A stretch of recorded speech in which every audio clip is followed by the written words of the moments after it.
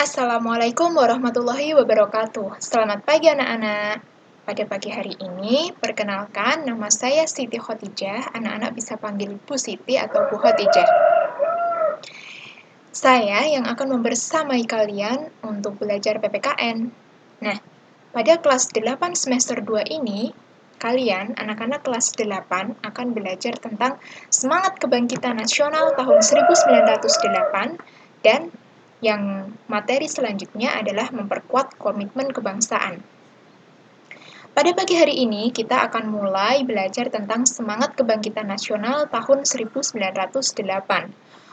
Nah, untuk mengetahui bagaimana semangat para pendiri negara, tokoh-tokoh kebangkitan nasional, kita harus tahu dulu bagaimana sejarah sebelum kebangkitan nasional tahun 1908. Ibu akan tampilkan PowerPoint yang sudah Ibu buat. Nah, semangat kebangkitan nasional tahun 1908. Dalam pertemuan kali ini kita akan belajar mengenai kondisi bangsa Indonesia sebelum tahun 1908, di mana pada abad ke-16 sampai 20 bangsa Indonesia mengalami penjajahan bangsa-bangsa asing yaitu Eropa. Penjajahan bangsa-bangsa Eropa di Indonesia secara umum menimbulkan dominasi, eksploitasi, diskriminasi, dan dependensi di berbagai bidang, sehingga menyengsarakan bangsa Indonesia.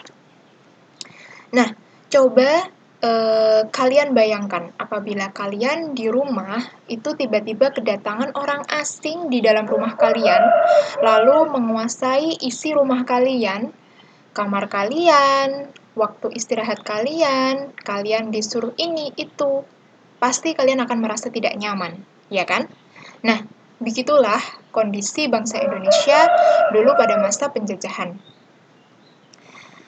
Nah, kondisi tersebut ditandai dengan gejala-gejala di berbagai bidang kehidupan. Yang pertama di bidang politik, ekonomi, sosial, serta kebudayaan. Kita akan ulas satu persatu. Bagaimana kondisi politik Indonesia sebelum tahun 1908? Kira-kira ilustrasinya seperti ini ya. Bangsa Indonesia mengalami kolonialisme dan imperialisme bangsa-bangsa Eropa. Imperialisme itu apa? Yaitu usaha untuk memperluas wilayah jajahan, di mana Indonesia dulu dijajah oleh bangsa Portugis, Spanyol, Belanda, Perancis, Inggris, juga Jepang. Yang kedua, diterapkannya politik kolonial di Indonesia oleh bangsa penjajah. Yang ketiga, dikuasainya beberapa wilayah, pulau, dan perairan Indonesia akibat penerapan politik kolonial bangsa-bangsa penjajah. Yang selanjutnya, dikuasainya kerajaan-kerajaan di Indonesia oleh penjajah. Dan yang kelima, terjadinya konflik antar pemimpin tradisional di Indonesia, waktu itu raja-raja, akibat penerapan politik adu domba atau divide et impera. Selanjutnya, bagaimana kondisi ekonomi Indonesia sebelum tahun 1908? Nah, seperti ini ilustrasinya kira-kira ya. Yang pertama, diterapkannya sistem tanam paksa atau kultur stelsel. Nah, di Indonesia mulai dilaksanakan pada tahun 1830. Pemberlakuan sistem tersebut membuat penduduk Indonesia kehilangan sebagian besar tanah dan hasil tanamannya. Yang selanjutnya diterapkannya politik pintu terbuka atau bahasa Belandanya open door politik mulai tahun 1870. Yang ketiga diperlakukannya politik etis tahun 1901 oleh Van Deventer itu ya yang memprakarsai, yaitu programnya ada irigasi, edukasi, dan transmigrasi. Pemberlakuan sistem politik tersebut, khususnya program edukasi, itu membuat bangsa Indonesia mengenal ideologi dan ilmu pengetahuan modern. Yang selanjutnya diberlakukan sistem sewa tanah di Indonesia yang mengakibatkan petani Indonesia kehilangan lahan karena petani hanya sebagai penggarap atau land rent. Yang selanjutnya berkembangnya sistem ekonomi barat modern yaitu kapitalisme. Lalu bagaimana kondisi sosial Indonesia sebelum tahun 1908? Nah, seperti ini ilustrasinya kira-kira. Yang pertama, perbudakan. Penduduk Indonesia mengalami perbudakan karena dipaksa bekerja untuk pemerintah kolonial bangsa-bangsa barat. Contohnya yaitu kerja rodi pada masa penjajahan Belanda.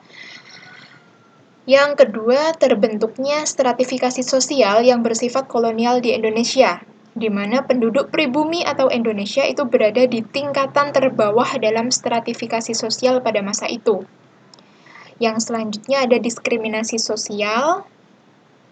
Yang selanjutnya ada pelanggaran hak asasi manusia pada waktu penjajahan karena penindasan, pembunuhan, pembantaian, genosida, dan lain sebagainya. Yang selanjutnya pengiriman tenaga kerja buruh dari Jawa ke Suriname dan Guyana Belanda di Amerika. Jadi tidak heran jika penduduk di Suriname Amerika itu ada yang berasal dari Jawa karena dulu pada masa penjajahan Belanda ada pengiriman tenaga kerja ke sana. Lalu bagaimana kondisi kebudayaan Indonesia sebelum 1908? Yang pertama masuk dan dikenalnya budaya barat di Indonesia, khususnya Eropa, memudarnya nilai-nilai luhur kebudayaan Indonesia dalam bentuk akulturasi dan asimilasi, terbentuknya mentalitas inlander atau pribumi yang dikonotasikan secara negatif sebagai bentuk rasa rendah diri kronis atau inferiority complex bangsa Indonesia di depan bangsa-bangsa barat. Nah, selanjutnya, bagaimana perkembangan politik Indonesia sebelum tahun 1908? Yang pertama ada perlawanan terhadap Portugis, perlawanan terhadap VOC, perlawanan terhadap Belanda. Kita akan bahas satu persatu. Yang pertama, perlawanan terhadap Portugis. Perlawanan terhadap Portugis itu ada perlawanan dari Kerajaan Ternate, Kerajaan Demak, Kerajaan Aceh Darussalam. Perlawanan terhadap VOC itu ada perlawanan Kerajaan Mataram Islam, perlawanan Kerajaan Makassar, dan serta perlawanan terhadap Belanda itu ada perlawanan Patimura, perlawanan Pangeran Diponegoro, dan perlawanan kaum Padri. Perlawanan terhadap Portugis. Yang pertama, perlawanan Kerajaan Ternate terhadap Portugis. Perlawanan Kerajaan Ternate terjadi karena Portugis berupaya memonopoli rempah-rempah di Maluku dan melakukan campur tangan terhadap urusan internal Kerajaan Ternate. Nah, perlawanan dipimpin oleh Sultan Hairun, tapi Sultan Hairun berhasil ditangkap oleh Portugis melalui tipu muslihat dan kemudian dibunuh pada tahun 1570. Sehingga gagal ya. Perlawanan kemudian dilanjutkan oleh Sultan Ba'abullah. Ia berhasil mengusir Portugis pada tahun 1575. Kemudian Portugis menyingkir ke Pulau Timur hingga akhir abad ke-20. Berhasil. Selanjutnya perlawanan Kerajaan Demak terhadap Portugis. Seperti ini ya, kira-kira ilustrasinya. Jatuhnya Malaka ke tangan Portugis pada tahun 1511 membuat aktivitas perdagangan Kerajaan Demak di Malaka terancam, sehingga mendorong dilakukannya perlawanan. Perlawanan Kerajaan Demak terjadi pada tahun 1512 dan 1513 yang dipimpin pertama kali oleh Adipati Unus atau nama lainnya Raden Abdul Qadir, di mana perlawanan tersebut mengalami kegagalan. Lalu, selanjutnya perlawanan dilanjutkan oleh Fatahillah dan kemudian berhasil. Pasukan Demak di bawah pimpinan Fatahillah berhasil mengusir Portugis pada 22 Juni 1527. Selanjutnya, perlawanan Kerajaan Aceh Darussalam. Jatuhnya Malaka ke tangan Portugis membuat para pedagang Muslim mengalihkan aktivitas dagangnya ke Aceh. Meningkatnya aktivitas dagang membuat Kerajaan Aceh semakin kuat. Kenyataan tersebut mendorong Portugis berupaya menguasai Aceh. Perang antara Kerajaan Aceh dan Portugis tidak terhindarkan. Dalam perang tersebut, Kerajaan Aceh memperoleh bantuan dari kerajaan-kerajaan Islam seperti Demak, Makassar, Persia, Turki, dan India. Sultan Ali Muhayyad Shah berhasil mengusir Portugis dari wilayah Aceh.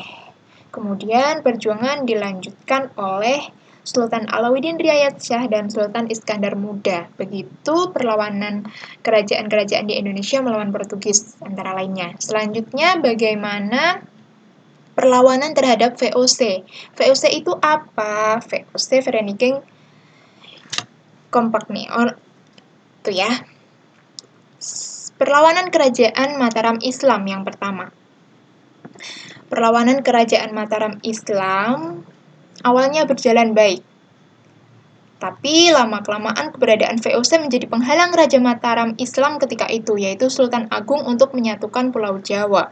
Karena Sultan Agung waktu itu mempunyai cita-cita untuk menyatukan Pulau Jawa di bawah kekuasaan kerajaan Mataram Islam. Oleh karena itu, Sultan Agung menyerang VOC di Batavia pada 1628 dan 1629. Namun, kedua serangan tersebut mengalami kegagalan.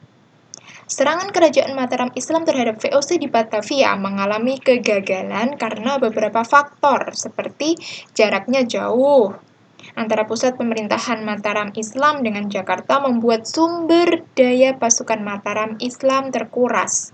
Pasukan Mataram Islam kalah dalam persenjataan dan pasukan Mataram Islam mengalami kekurangan makanan sebab lumbung makanan dibakar oleh VOC.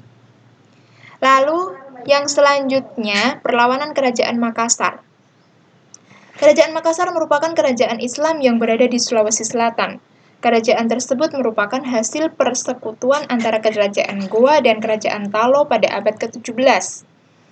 Nah, jatuhnya Makassar ke tangan Portugis membuat para pedagang Muslim memindahkan aktivitas dagangannya ke Makassar. Kebijakan VOC memonopoli perdagangan rempah-rempah di Sulawesi Selatan membuat Kerajaan Makassar dirugikan dan melakukan perlawanan. Nah, pada perlawanan tersebut, Kerajaan Makassar dipimpin oleh Sultan Hasanuddin. Untuk mengalahkan Kerajaan Makassar, VOC bersekutu dengan Arung Palaka dan Kerajaan Bone. Persekutuan tersebut berhasil mengalahkan dan memaksa Kerajaan Makassar menandatangani Perjanjian Bongaya. Jadi, Sultan Hasanuddin memimpin Kerajaan Makassar untuk melawan VOC, tapi tidak berhasil, sehingga mereka justru membuat perjanjian yang bernama Perjanjian Bongaya. Isinya apa? Isinya yang pertama, Kerajaan Makassar mengakui monopoli VOC. Semua orang barat kecuali VOC harus pergi meninggalkan Makassar. Kerajaan Makassar harus membayar ganti rugi perang, VOC bebas membangun benteng di Makassar, dan yang terakhir Makassar harus mengakui kedaulatan Kerajaan Bone, karena Kerajaan Makassar kalah. Nah, akan tetapi Sultan Hasanuddin dijuluki ayam jantan dari timur karena keberaniannya melawan VOC. Perlawanan terhadap Belanda. Yang pertama, perlawanan Patimura. Patimura atau Thomas Matulesi merupakan seorang pejuang yang berasal dari Maluku. Lalu, yang kedua, perlawanan Pangeran Diponegoro. Pangeran Diponegoro merupakan seorang pangeran dari Kerajaan Mataram Islam. Nah, dalam perangnya itu Belanda menerapkan strategi benteng stelsel sehingga mempersempit pergerakan pasukan Pangeran Diponegoro. Karena kesulitan meredam perlawanan Pangeran Diponegoro, Belanda kemudian membuat tipu muslihat dengan mengajak Pangeran Diponegoro berunding. Dalam upaya perundingan, Pangeran Diponegoro ditangkap Belanda di Magelang, kemudian diasingkan ke Manado, Sulawesi Utara.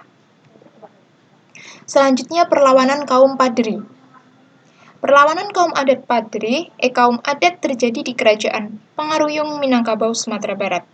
Kaum Padri merupakan golongan ulama di kalangan masyarakat Sumatera Barat yang berupaya melakukan pembaharuan dan permunian praktik agama yang dinilai menyimpang dari ajaran Islam. Perlawanan kaum Padri ada 3 tahap. Tahap pertama, antara kaum Padri dengan kaum adat. Perang mulai pecah pada tahun 1808 yang kaum Padri dipimpin oleh Tuanku Imam Bonjol, sedangkan kaum adat dipimpin oleh Sultan Murningsyah.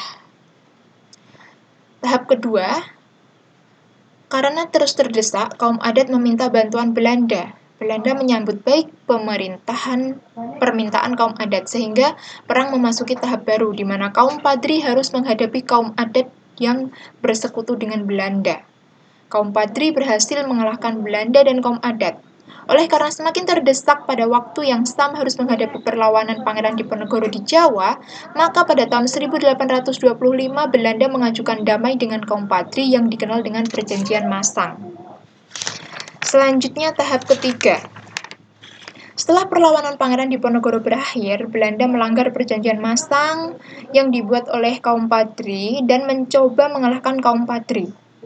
Sebelum terjadi pelanggaran, Tuanku Imam Bonjol telah berhasil berdamai dengan kaum adat melalui piagam Bukit Marapalam. Kenyataan tersebut memaksa Belanda menghadapi kaum Padri dan kaum adat. Perang yang semakin memuncak memaksa Belanda mengeluarkan plakat Pajang pada 1833 yang isinya yaitu kedatangan Belanda di Minangkabau tidak bertujuan menguasai wilayah tersebut melainkan untuk menjaga keamanan. Nah, secara umum, perlawanan-perlawanan yang bersifat kedaerahan mengalami kegagalan. Ciri-ciri perlawanan yang bersifat kedaerahan itu bersifat kedaerahan, sangat bergantung pada pemimpin, dipimpin oleh kaum bangsawan tradisional, menggunakan strategi dan peralatan tradisional, serta bertujuan untuk mengalahkan dan mengusir penjajah. Itu saja. Itu ya. Secara umum perlawanannya itu bersifat kedaerahan, sangat bergantung pada pemimpin, dipimpin oleh kaum bangsawan tradisional. Ada 5, itu perlawanan sebelum tahun 1908. Nah, peristiwa penting di tahun 1908 itu faktor pendorong terbentuknya pergerakan nasional itu ada faktor internal, ada faktor dari dalam. Apa? Yaitu penderitaan bangsa Indonesia akibat kolonialisme dan imperialisme, baik secara fisik maupun non-fisik. Munculnya kaum terpelajar, seperti Insinyur Soekarno, Dr. Andes Muhammad Hatta, Haji Agus Salim, Mr. Supomo, dan lain sebagainya, itu tidak terlepas dari pengaruh kolonialisme dan imperialisme bangsa Barat, khususnya kebijakan politik etis. Program edukasi politik etis memberikan kesempatan kepada sebagian rakyat Indonesia mengenyam pendidikan modern sehingga mereka mengenal pemikiran Barat modern, misalnya humanisme, rasionalisme, demokrasi, dan sebagainya. Dikenalnya pemikiran Barat mendorong munculnya kaum terpelajar yang memiliki pemikiran modern. Penderitaan rakyat akibat kolonialisme dan imperialisme di satu sisi dan berkembangnya pemikiran modern di sisi lain, pada akhirnya mendorong kaum terpelajar berjuang melawan penjajah melalui cara yang modern, tidak dengan perang, tapi dengan pergerakan nasional. Faktor internal selanjutnya yang mendorong terbentuknya pergerakan nasional yaitu pengaruh bahasa Melayu. Sejak zaman kerajaan Hindu-Buddha, penduduk Indonesia itu telah mengenal bahasa lingua franca, yaitu bahasa Melayu. Di lain pihak, pemerintah kolonial Hindia Belanda mewajibkan penggunaan bahasa Belanda dalam kegiatan pemerintahan.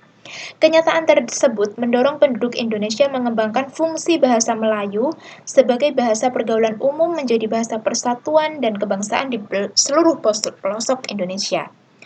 Selanjutnya adanya kenangan kejayaan masa lampau, di mana Indonesia itu tercatat pernah mengalami kejayaan, yaitu pada masa zaman Kerajaan Sriwijaya dan Kerajaan Majapahit. Nah, keduanya berhasil menyatukan Nusantara. Kenangan kejayaan pada masa tersebut membangkitkan rasa harga diri bangsa Indonesia di kalangan kaum terpelajar.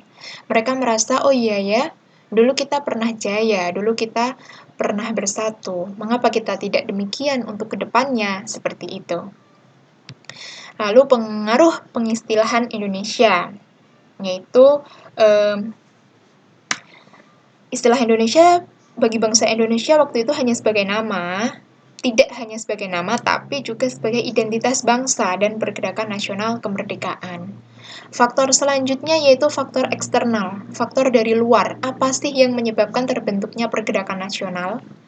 Yaitu keberhasilan pergerakan nasional di kawasan Asia Afrika, misalnya pergerakan Jose Rizal di Filipina, gerakan All India National Congress di India, gerakan Dr. Sun Yat-sen di Tiongkok, gerakan Mustafa Kemal Ataturk di Turki, dan sebagainya membangkitkan semangat bangsa Indonesia untuk berjuang mewujudkan kemerdekaan. Oh iya ya, bangsa lain aja bisa merdeka, kenapa kita tidak? Seperti itu. Lalu, kemenangan Jepang atas Rusia tahun 1905 menyadarkan bangsa Indonesia bahwa bangsa Jepang atau Asia dapat bangkit dari keterbelakangan dan berhasil mengalahkan bangsa Rusia atau Barat. Fakta sejarah tersebut menjadi motivasi tersendiri bagi bangsa Indonesia untuk berjuang mengusir penjajah. Lalu selanjutnya masuk dan berkembangnya pemikiran Barat modern di Indonesia. Pemikiran Barat modern itu misalnya nasionalisme, patriotisme, humanisme, sosialisme, dan sebagainya. Seperti itu. Nah, ciri-ciri perjuangan pada masa pergerakan itu yang pertama bersifat kebangsaan, yang kedua terorganisir dan dilakukan secara kolektif, yang selanjutnya dibentuk dan dipimpin oleh kaum terpelajar, dan yang keempat bertujuan untuk memerdekakan bangsa dan mendirikan negara, tidak hanya mengusir penjajah. Jadi, jika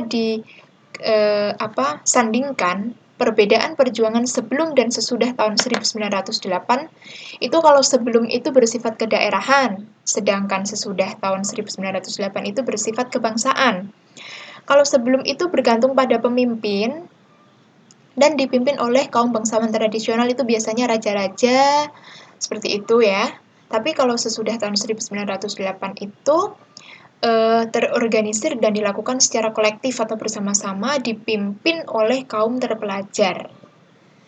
Kalau sebelum tahun 1908 itu menggunakan strategi dan peralatan tradisional, dan bertujuan mengalahkan dan mengusir penjajah. Kalau sesudah tahun 1908 itu dengan otak, ya, dipimpin oleh kaum terpelajar. Mereka pintar dan bertujuan untuk memerdekakan bangsa dan mendirikan negara, tidak hanya mengusir penjajah dari daerah kerajaannya, seperti itu. Nah, mungkin sekian yang bisa Ibu sampaikan mengenai materi sejarah kondisi bangsa Indonesia sebelum tahun 1908 dan kondisi penting di tahun 1908. Mungkin nanti jika ada pertanyaan bisa kita diskusikan di WhatsApp group. Seperti itu ya anak-anak. Apabila ada kurang dan lebihnya, Ibu ngomongnya terlalu cepat, Ibu mohon maaf karena untuk mengatur durasi. Seperti itu ya. Ibu akhiri, wabillahi taufiq wal hidayah. Wassalamualaikum warahmatullahi wabarakatuh. Selamat siang. Tetap jaga kesehatan dan tetap patuhi protokol kesehatan.